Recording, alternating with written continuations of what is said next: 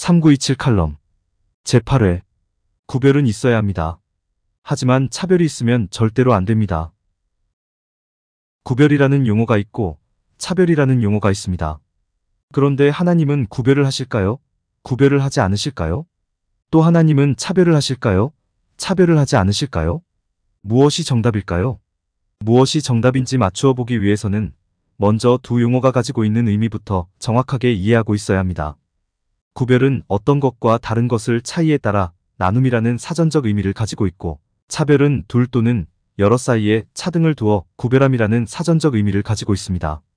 한마디로 구별은 차이를 따지는 것이고 차별은 차등, 즉 우월과 열등을 따지는 것이라고 할 수 있습니다.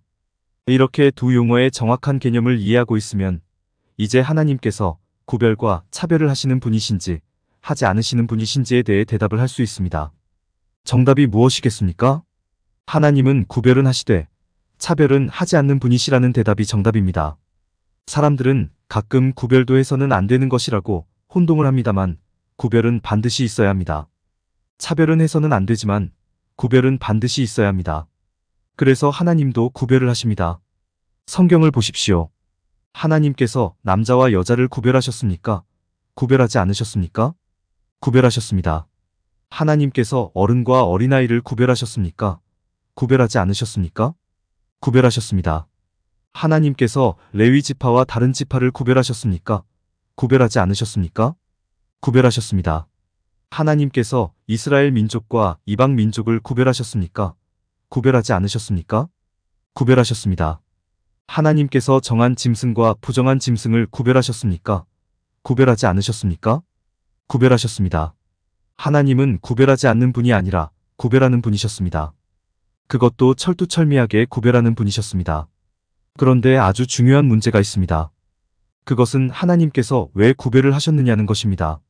하나님께서 왜 남자와 여자를 구별하셨고, 하나님께서 왜 어른과 어린아이를 구별하셨고, 하나님께서 왜 레위 지파와 다른 지파를 구별하셨고, 하나님께서 왜 이스라엘과 이방 민족을 구별하셨고, 하나님께서 왜 정한 짐승과 부정한 짐승을 구별하셨느냐는 것입니다. 구별의 목적이 무엇이냐는 것입니다. 하나님께서 구별을 하신 목적은 아무런 차별 없이 누구에게나 골고루 사랑과 은혜를 주시기 위해서입니다. 워낙 중요한 내용이라 다시 한번 말씀드립니다. 하나님께서 구별을 하신 목적은 누구에게나 아무런 차별 없이, 누구에게나 그 어떤 차별도 없이 골고루 사랑과 은혜를 주시기 위해서입니다. 남자가 원하는 사랑과 은혜, 여자가 원하는 사랑과 은혜는 다릅니다. 어른이 기대하는 사랑과 은혜, 어린아이가 기대하는 사랑과 은혜는 다릅니다. 이스라엘 민족이 필요로 하는 사랑과 은혜, 이방 민족이 필요로 하는 사랑과 은혜는 다릅니다. 여쭈어 보겠습니다.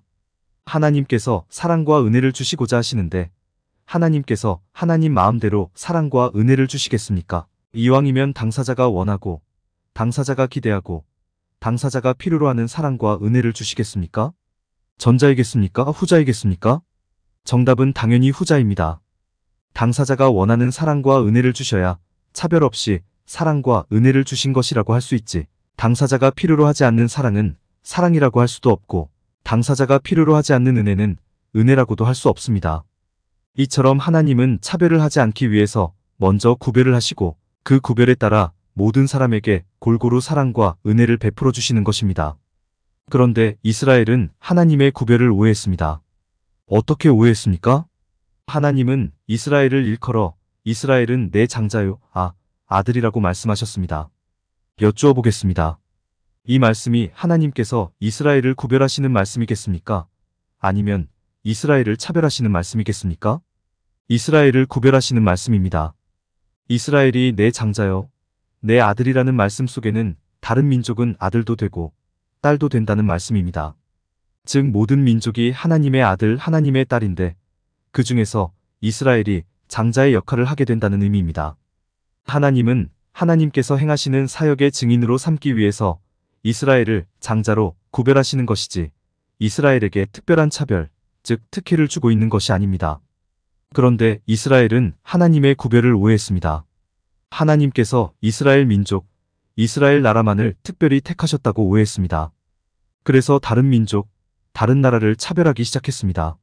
하나님의 선택을 받은 이스라엘만 우월하고 하나님으로부터 선택을 받지 못한 다른 민족은 열등하다는 차별의식을 갖게 되었고, 이 차별의식은 선민 사상으로 이스라엘 안에 견고하게 자리 잡게 되었습니다. 그런데 문제는 이스라엘의 이 선민 사상이 사람이 보일 수 있는 여러 사고방식 중에서 가장 잔인하고 가장 악랄한 사고방식이라는 것입니다. 여러분들도 잘 아시겠지만 죄인의 세상에는 구별과 차별이 항상 있었습니다. 하나님은 구별은 하시되 차별은 하시지 않았지만 사람이 사는 죄인의 세상에는 언제나 구별과 차별이 있었습니다. 동서고금을 막론하고 유형만 다를 뿐 사람과 사람 사이에 구별과 차별은 항상 존재했었습니다. 헬라인은 지식을 기준으로 사람을 지식인과 야만인으로 구별했고, 이 구별에 따라 사람을 차별했습니다. 로마인은 로마 시민권을 기준으로 사람을 로마 시민과 노예로 구별했고, 이 구별에 따라 사람을 차별했습니다. 중국인은 성품을 기준으로 사람을 군자와 소인배로 구별했고, 이 구별에 따라 사람을 차별했습니다. 오늘날 현대인들은 지식, 경제, 권력, 명예 등을 기준으로 가진 자와 못 가진 자, 즉 금수저와 흙수저로 사람을 구별하고, 이 구별에 따라 사람을 차별하고 있습니다. 그러나 헬라인이나 로마인이나 중국인이나 현대인에게는 개선의 여지가 얼마든지 있습니다. 차별에서 벗어날 수 있는 개선의 여지가 얼마든지 있습니다. 비록 지금은 지식이 없어 야만인이지만 학문을 배워 지식을 쌓음으로써 얼마든지 지식인이 될 수 있습니다. 비록 지금은 로마 시민권이 없어 노예의 신분이지만 전쟁에서 큰 공적을 쌓음으로써 얼마든지 로마 시민이 될 수 있습니다. 비록 지금은 소인배지만 학문에 정진하여 좋은 성품을 쌓으면 얼마든지 군자가 될 수 있습니다. 비록 지금은 흙수저지만 고시에 패스하거나 사업에 성공하거나 시집 장가를 잘 가거나 로또에 맞으면 얼마든지 금수저가 될 수도 있습니다. 즉 나의 노력이나 나의 운이나 나의 재수를 통해서 구별과 차별에서 벗어날 수 있는 가능성이 언제나 열려 있는 것입니다. 그런데 이스라엘의 사고방식 속에서는 사람들이 차별에서 벗어날 수 있는 가능성이 원천적으로 존재하지 않습니다. 차별에서 벗어날 수 가능성은 그야말로 1도 없습니다. 왜냐하면 이스라엘은 하나님으로부터 선택을 받은 민족, 즉 유대인과 하나님으로부터 버림을 받은 민족, 즉 이방인으로 사람을 나누었기 때문입니다. 하나님이 나눈 것이기에 사람의 노력이나 사람의 운이나 사람의 재수로 바뀔 가능성은 전혀 없습니다. 한번 유대인이면 영원한 유대인이고 한번 이방인이면 영원한 이방인입니다. 그런 사고방식 속에서 유대인들은 유대인 이외의 모든 민족에 대해 차별을 서슴지 않았습니다. 구원이라는 것도 마찬가지입니다. 유대인들이 생각하기에 구원은 어느 민족만 받을 수 있겠습니까? 당연히 유대 민족만 받을 수 있습니다. 유대 민족 이외의 모든 민족은 하나님으로부터 택함 받지 못한 민족, 하나님으로부터 버림받은 민족이기에 애당초 구원의 대상이 되지 않습니다. 즉 유대인들이 생각하기에 이방인들이 구원받는 일은 결코 일어날 수 없는 불가능한 일이었습니다. 유대인들이 생각하기에 이방인들이 구원받을 가능성은 1도 없습니다. 그런데 그 불가능한 일이 일어났습니다. 누구로부터 일어났습니까? 바로 하나님으로부터 일어났습니다. 성경에 하나님께서 이방인들을 구원하심으로써 이방인들은 결코 의로워질 수 없고 이방인들은 구원받을 수 없다는 유대인들의 그릇된 사고방식을 산산조각 내버렸고 이방인들에게는 하나님을 새로이 알게 해주셨습니다. 그 일로 말미암아 유대인과 이방인 사이에 존재하던 차별이 완전히 사라지게 된 것입니다. 그 내용이 바로 에베소서 2장 11절부터 19절의 내용입니다. 정말 눈물이 날 정도로 감격스러운 구절입니다. 이렇게 기록되어 있습니다. 그러므로 생각하라 너희는 그때에 육체로는 이방인이요 손으로 육체에 행한 할례를 받은 무리라 칭하는 자들로부터 할례를 받지 않은 무리라 칭함을 받는 자들이라. 그때에 너희는 그리스도 밖에 있었고 이스라엘 나라 밖의 사람이라 약속의 언약들에 대하여는 외인이요 세상에서 소망이 없고 하나님도 없는 자이더니 이제는 전에 멀리 있던 너희가 그리스도 예수 안에서 그리스도의 피로 가까워졌느니라. 그는 우리의 화평이신지라 둘로 하나를 만드사 원수된 것 곧 중간에 막힌 담을 자기 육체로 허시고 법조문으로 된 계명의 율법을 폐하셨으니 이는 이 둘로 자기 안에서 한 세 사람을 지어 화평하게 하시고 또 십자가로 이 둘을 한 몸으로 하나님과 화목하게 하려 하심이라. 원수된 것을 십자가로 소멸하시고 또 오셔서 먼데 있는 너희에게 평안을 전하시고 가까운 데 있는 자들에게 평안을 전하셨으니 이는 그로 말미암아 우리 둘이 한 성령 안에서 아버지께 나아감을 얻게 하려 하심이라.